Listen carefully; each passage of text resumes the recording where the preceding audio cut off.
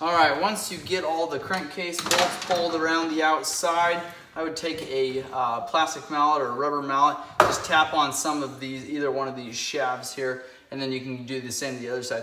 I'd try to stay away from tapping on areas like this and this. It's tempting just because you can get a good angle at it, but the problem is if you tap on these too hard, this aluminum here, it could potentially break. Same thing with areas like this. If you grab even a small steel hammer and tap in these, you could break these posts off. So I like to use a plastic mallet or a rubber mallet. Just tap on these shafts here. All right, once it starts coming apart there, you just kind of keep on tapping. You're able to get your hands in behind there.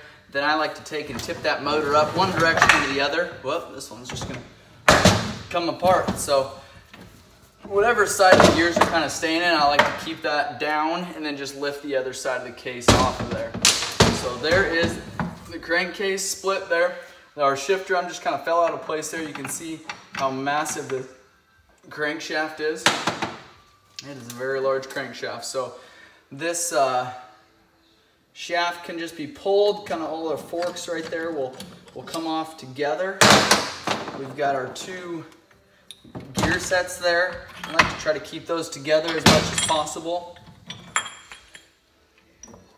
If we don't, just takes a little bit of time going back together as the order. So we've got a washer here that sat in behind this one.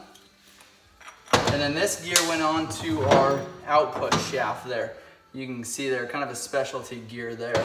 So our crankshaft then, we can just tip this case up and just tap on the crank on this side here, and that crank will end up just dropping out of there. I don't like to drop it too far. There we go. So I just kind of wiggled it out of there, and that crankcase, or that crankshaft came out in place there. So I'm gonna set this aside. One more thing I wanted to show you quick. I told you earlier I wanted to dig more into this output shaft, kind of explain it a little bit more. So I'm gonna go ahead and do that on this same video. We've got your two bevel gears here. This is a bevel gear. It meshes with this gear down here.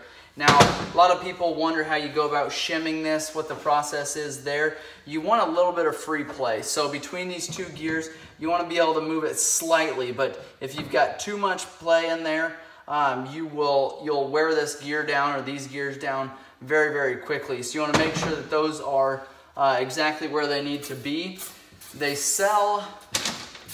Honda sells these shims in different sizes. So you pull this off, and that's just simply held together like this, and you got a couple bolts there that we removed. You've saw that in the other video.